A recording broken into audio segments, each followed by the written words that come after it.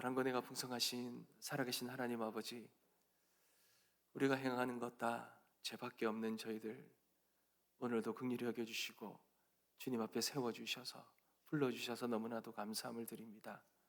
아버지 하나님, 부끄럽고 연약한 모습으로 주님 앞에 나아갑니다. 오늘도 주의 십자가의 그 크신 은혜로 우리의 모든 죄악을 용서하여 주시옵시고 주님의 의로 우리를 온전하게 세워 주시옵소서. 아버지 하나님, 오늘도 주님 앞에 나아갑니다. 우리의 마음속에 주님이 전부가 되어지게 하여 주옵소서. 주님 말씀으로 우리를 충만케 하여 주시고 우리를 채워주셔서 주님이 우리의 유일한 소망이시고 주님만이 우리의 전부가 되시고 주의 은혜와 사랑으로 가득 채워지는 은혜의 시간들이 되어지게 하여 주옵소서. 아버지 하나님, 오늘도 간절한 기도의 제목들 담아 또한 예물을 드리는 이 손길 위에 복의 복을 다하시고 간구마다 기도의 제목들마다 응답의 은혜로 채워주셔서 주님만을 의지하며 주님만을 바라보며 살아가는 은혜가 있게 하여 주옵소서. 오늘도 말씀 앞에 섰습니다. 말씀의 은혜를 사모합니다. 주님, 한 말씀 우리에게 허락하여 주시옵시고 이 말씀 붙들고 살아가는 오늘 하루가 되어지게 하여 주옵소서. 감사드리며 살아계신 예수 그리스도의 이름으로 기도드립니다. 아멘.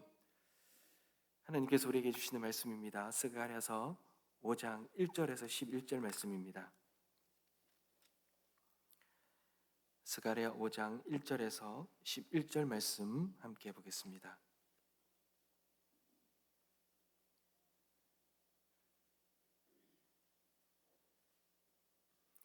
다 찾았으면 한 절씩 교독하겠습니다. 제가 먼저 읽겠습니다. 내가 다시 눈을 들어 본즉 날아가는 두루마리가 있더라.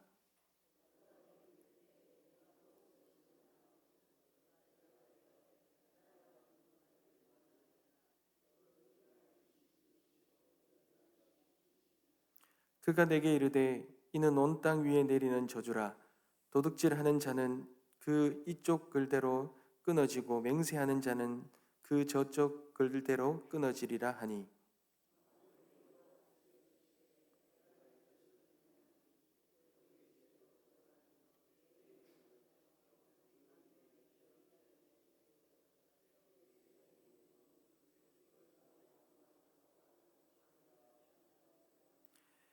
내게 말하던 천사가 나와서 내게 이르되 너는 눈을 들어 나오는 이것이 무엇인가 보라 하기로,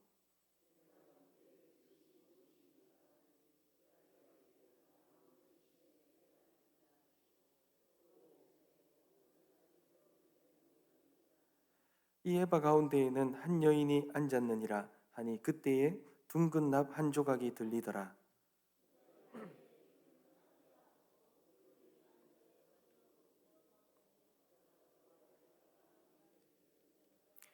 내가 또 눈을 들어본즉 두 여인이 나오는데 학의 날개 같은 날개가 있고 그 날개에 바람이 있더라. 그들이 그 에바를 천지 사이에 들었기로.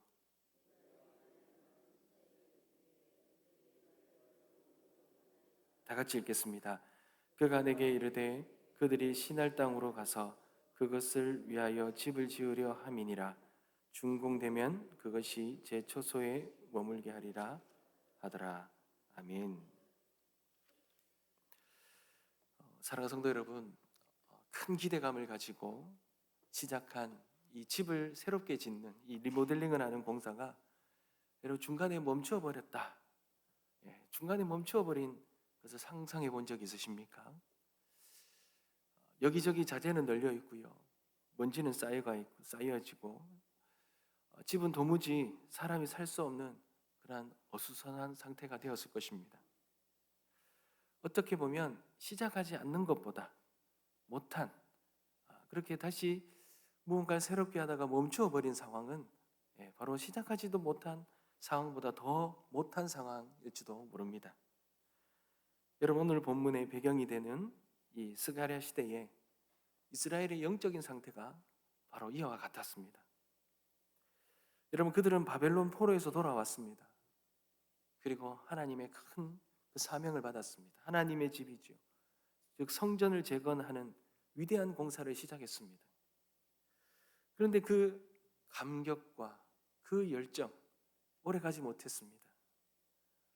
그 성전을 재건하는 그 공사는 멈추어졌고 무려 16년 동안이나 공사는 멈추어서 있었습니다. 물론 외부의 방해가 있었습니다. 여러분, 이 스가랴서에서는 나오진 않지만 이 동일한 사건을 말하고 있는 에스라서에 보면 이 사마리아인들과 주변 민족들이 여러 가지 이유를 통하여서 이 이스라엘 백성들이 성전을 다시 재건하는 것을 반대하고 방해하였습니다. 사마리아인들이요, 이 공사에 참여하고 싶었어요. 근데 그 이유가 악했던 겁니다. 내부에 들어와서 이 재건을 무산시키려는 그런 속셈이 있었던 겁니다. 그러자 스룹바벨과 이 지도자들이 그것을 깨닫고는 그 사마리아의 이 성전 참여를 거절합니다. 그러자 그때부터 모함이 시작되는 겁니다. 방해가 시작되는 겁니다. 유다 백성들의 마음을 약하게 만들고 두렵게 만들어 버립니다. 그리고 관리들에게는 뇌물을 주어서 이 개혁을 하는 것을, 성전을 재건하고 무언가 새롭게 하는 걸 방해하기 시작합니다. 그리고 주변 왕의 이 페르시아 왕에게는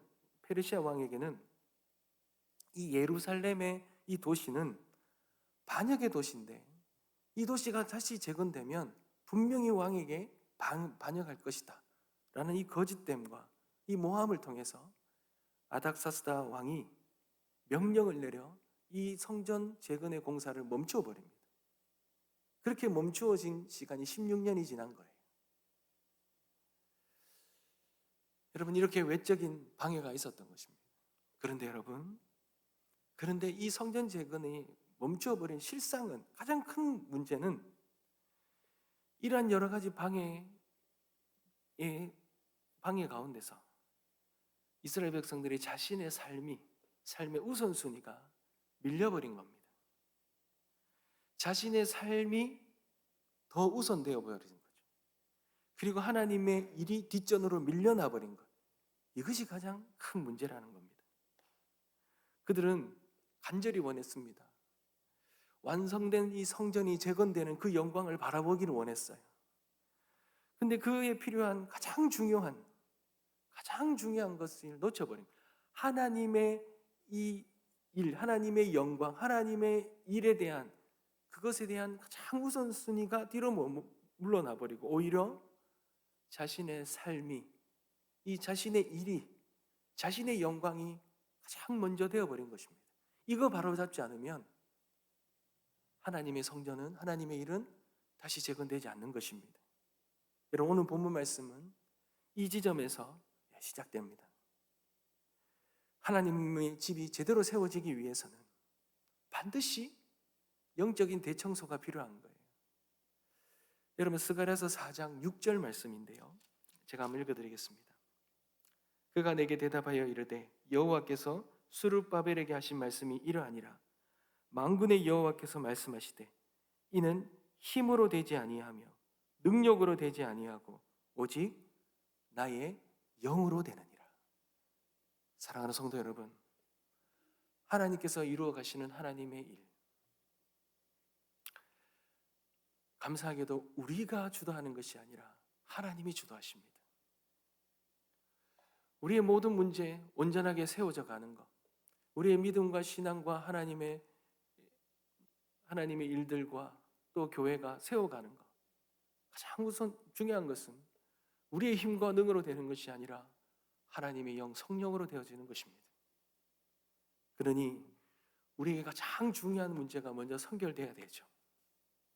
그게 바로 우리 안에 있는 이 죄의 문제가 해결되어져야 되는 것입니다. 하나님은 성전이 다시 재건되어지는 이 일에 이 성전 재건을 방해하는 자들을 처단하는 것부터 시작되는 것, 먼저 시작하지 않으셨어요. 하나님은 그것에 앞서 이 이스라엘의 모든 이 영적인 대청소를 시작하시는 거예요. 그 청소는 두 단계로 이어졌습니다. 그 첫 번째가 그 이스라엘 백성들 안에 있는 엉망인 상태인 그들의 모든 이 죄를 드러내는, 이 정죄하는 작업을 먼저 시작하시고, 두 번째는 이렇게 드러난 모든 이 죄를 깨끗하게 치우시는 정결의 이 일들을 행하시는 것입니다. 사랑하는 성도 여러분, 오늘 본문의 말씀에 보면 전체적으로 보면 전체적으로 보면 6번째 이렇게 두 환상이지만, 오늘 이 말씀에는 두 가지 환상이 보이지요. 먼저 이 정죄, 우리의 모든 이스라엘의 모든 죄를 드러내는 이 정죄의 환상이 나옵니다. 오늘 1절에서 4절에 보면 거대하게 날아다니는 두루마리 환상이 나오지요. 여러분, 두루마리가 날아다닙니다. 이 두루마리는 길이가 20규빗으로 가로 길이가 9m이고 너비는 10규빗입니다. 4.5m나 되는 거대한 두루마리입니다. 이 두루마리가 살아 있습니다. 살아서 움직입니다. 날아다닙니다. 책장에 꽂혀 있는 것이 아니라, 그래서 먼지가 쌓여져 있는 것이 아니라 날아다니는 것입니다.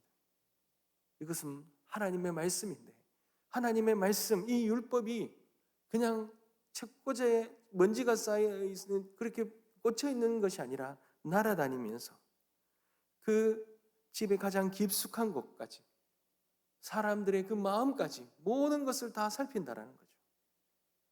사랑하는 성도 여러분, 이 말씀은 저주를 담고 있다 그럽니다. 그래서 온 땅 위를 날아다니면서 죄를 찾아내는 거예요. 율법의 가장 우선은 우리의 인간 마음에 있는, 우리 안에 있는 이 죄를 드러내는 것이죠. 백성들의 삶에서 죄를 제거하고 그 죄를 깨끗하게 한 다음에 그것 위에 다시 우리의 삶을 재건하는 것, 이런 하나님의 의지가 담겨 있는 것입니다.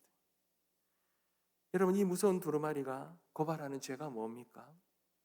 수많은 제목이 나오는 것이 아니라 3절에 보면 크게 두 가지의 제목이 나옵니다. 우리 안에 있는 이 도적질과 거짓 맹세지요. 여러분, 도적질은 뭡니까? 도적질은 말씀을 보면 십계명의 8계명과 9계명입니다. 도둑질하지 말라, 그리고 내 이웃에 대하여 거짓 증거하지 말라는 겁니다. 여러분, 도둑질은 뭘 도둑질합니까? 하나님께로 돌아가야 할 영광을 내가 가로채는 것입니다. 여러분, 우리는 어떻습니까? 마땅히 하나님께로 돌아가야 할 영광을 내가 가로채서 하나님의 영광을 도둑질한다는 거예요. 여러분, 하나님께서 우리에게 주신 이 시간과 재능과 이 재물의 첫 열매와 이 모든 것들 다 무엇 때문에 주셨습니까? 하나님의 영광을 위해서 우리에게 주신 것, 맡긴 것 아닙니까? 그런데 우리가 그 모든 것들을 다 나의 영광을 위하여, 나의 삶을 위하여, 나의 삶이 가장 우선순위가 되어서 다 도둑질한다는 거예요. 다 가로채고 있다는 것입니다. 성전을 재건하는데 이것이 가장 우선순위가 되어야 되는데 자신의 삶이 우선이 되어버린 겁니다. 내 삶이 분주하고 내 삶이 가장 우선순위가 되어버리니 이것이 도둑이라는 거예요. 도둑질하는 거라는 거죠. 또한 이웃에 대한 도둑질입니다. 여러분, 이웃에 대한 거짓 증거입니다. 이웃을 향하여 거짓을 전가하고 거짓된 소문을 전하고 험담을 하고 때로는 무관심하고 불의를 행하는 것, 그 이웃이 마땅히 누려야 될 그 권리와 평판을 내가 빼앗아 버리는 영적인 도둑질을 말하는 것입니다. 이 두 가지의 도둑질을 지적하고 있는 거예요. 다음으로는 이 거짓 맹세지요. 여러분, 이 거짓 맹세는 뭡니까? 하나님 앞에 어떤 약속을 하는 거잖아요. 여러분, 우리가 어떤 뜨거운 은혜를 받으면 우리는 어떤 약속을 합니까? 주님, 내 모든 것 하나님께 다 드리겠습니다. 내 삶을 하나님의 나라를 위하여, 하나님의 영광을 위하여 살아가겠습니다 라고 우리는 그렇게 서원하지 않습니까? 그런데 우리의 삶이 조금 안정이 되어버리면 어떻습니까? 그 약속 다 잊어버리지 않습니까? 이스라엘 백성들이 다시 돌아가기만 한다면, 포로 생활에서 멈추고 하나님이 돌아가게 하신다면 하나님의 성전을 세우는 일, 그 일을 가장 우선순위로 하겠다고 그렇게 하나님 앞에 약속했지 않겠습니까? 그들이 70년의 포로 생활을 마치고 예루살렘으로 돌아왔을 때에 그 황폐한 땅을 보면서 그런 거룩한 마음이 들었지 않겠습니까? 그런데 그 시간이 오래되지 않은 거예요. 그러한 모든 그 하나님 앞에 드렸던 그 눈물을 흘리며 드렸던 그 모든 맹세들이 온데간데 없이 다 사라져버린 것입니다. 우리도 그렇지 않습니까? 세례를 받고 또한 송구영신 예배 때나 은혜 부흥회 때나 은혜 받았을 때 우리가 눈물로 했던 그 다짐들, 주님, 제 삶의 첫 자리를 주님을 모시겠습니다. 주님의 영광을 위하여 나의 모든 삶을 드리겠습니다. 그렇게 눈물을 흘리며 주님 앞에 드렸던 그 고백이 온데간데 없이 다 사라져 있지는 않습니까? 이 도둑질과 이 거짓 맹세들, 이 죄가 심각한 것은 우리가 하나님과의 관계를 다 망가뜨립니다. 이 공동체를 망가뜨리는 심각한 죄입니다. 하나님의 영광을 우선순위하며 살아가야 될 그 하나님의 백성들이 그 모든 것을 다 망각해버리고 내 삶의 우선순위로 살아가게 만들어버리는 큰 죄악에 빠뜨려버린다는 것입니다. 하나님은 이 모든 것을 지금 드러내기를 원하시는 거예요. 정죄하고 계시는 것입니다. 사랑하는 성도 여러분, 날아가는 이 두루마리는 우리들의 마음을 불편하게 만듭니다. 왜입니까? 우리의 자신을 너무나도 정직하게 비추는 거울이기 때문에 그렇습니다. 여러분, 우리는 말씀 앞에 섰을 때 이 말씀이 드러내는 우리들의 이 죄악된 모습 때문에 우리는 너무 불편하죠. 너무 힘들어합니다. 그러나 여러분, 우리의 모든 영적인 이 정결함이 이루어지기 위해서는 먼저 우리 안에 있는 이 더러운 죄들을 드러내는 일부터 시작되는 겁니다. 청소를 하려면 그 첫 단계는 모든 더러운 것들을 다 드러내야 되죠. 인정해야 되는 것이 우선입니다.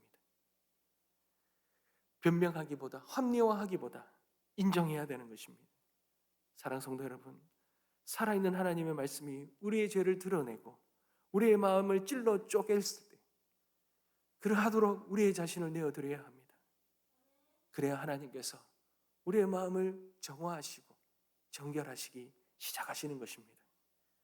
여러분, 5절과 11절에는 그 작업이 시작되지요.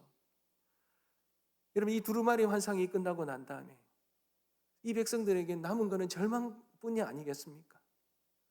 자신의 모든 죄를 보았을 때 얼마나 절망스러웠겠습니까? 그러나 우리는 이 저주 아래 끊어질 수밖에 없는 죄인임을 깨닫고 났을 때, 그런데 감사하게도 하나님은 우리를 그 정죄에서 끝내지 아니하시고 두 번째 환상을 보여주시는 거예요. 여러분, 이 두 번째 환상은 두루마리가 드러낸 바로 그 죄를 하나님께서 어떻게 해결하시는지를 잘 보여주고 있습니다. 스가랴는 악이라는 이름의 여인이 강력한 힘에 의해서 에바라는 바구니 속으로 던져집니다. 그리고 무거운 납뚜껑으로 완벽하게 봉인되는 거죠. 그 장면의 환상을 보여줍니다. 여러분, 이 환상에 보여주는 것이 뭡니까? 이 죄에 대한 절대적인 주권이 하나님께 있다는 걸 보여줍니다.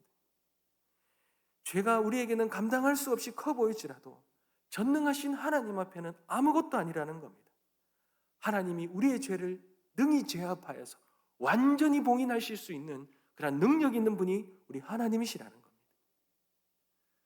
하나님은 그 봉인된 죄를 학의 날개를 가진 여인을 통해서 멀리 시날 땅, 즉 바벨론으로 추방해 버리신다는 그런 환상을 보여주시고 계십니다. 여러분, 이것이 복음입니다. 하나님은 우리에게 내 죄를 내가 알아서 잘 관리하고 잘 해결하라고 하시지 않으셨어요.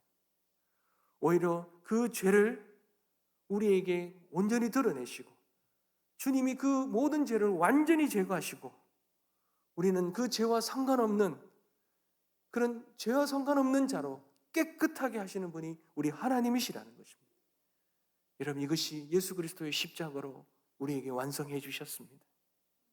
십자가 위에서 예수님은 우리의 모든 악, 이 에바 속의 여인이죠. 이 모든 악을 자신의 몸에 친히 짊어지시고 우리의 죄를 그리스도께 추방하심으로써 우리를 깨끗하게 하시고 성령이 거하시는 거룩한 전으로 삼아주신 것입니다. 사랑하는 성도 여러분, 그러니 우리는 늘 이 성결에 대한 소망을 가져야 됩니다. 우리 자신을 우리가 정할 수 있는 능력이 있는 것이 아니라 우리를 깨끗하게 하시는 그 하나님께 이 모든 능력이 있음을 우리 믿음으로 고백하고 우리의 힘과 능으로 되는 것이 아니라 성령으로 우리는 깨끗하게 됨을 알고 늘 주님 앞에 나아가 우리의 이 죄를 주님 앞에 다 내어드리고 인정하고 고백하고 주님께서 우리를 온전하고 영원히 깨끗하게 하시는 그러한 은혜를 누려야 될 줄 믿습니다. 사랑하는 성도 여러분, 오늘 이 두 가지의 환상을 통하여 이 우리의 죄를 드러내시는 이 정죄와 그리고 그 죄를 정결하게 하시는 그 하나님의 그 크고 위대한 하나님의 은혜와 능력 앞에 우리 안에 있는 여전히 고백되지 못하는 죄들, 여전히 우리의 삶 속에 주님의 영광을 가리우는 그러한 연약함들, 주님 앞에 정직하게 인정하고 내어드리며 회개하며 나아가기를 소망합니다.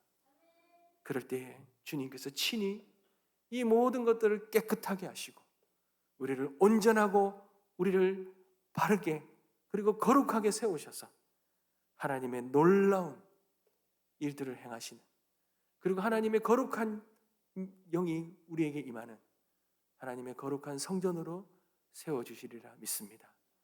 그러한 은혜가 저와 여러분의 삶과 가정 가운데, 우리 교회 가운데 충만히 이루어지시게 주님의 이름으로 축복합니다. 기도하겠습니다.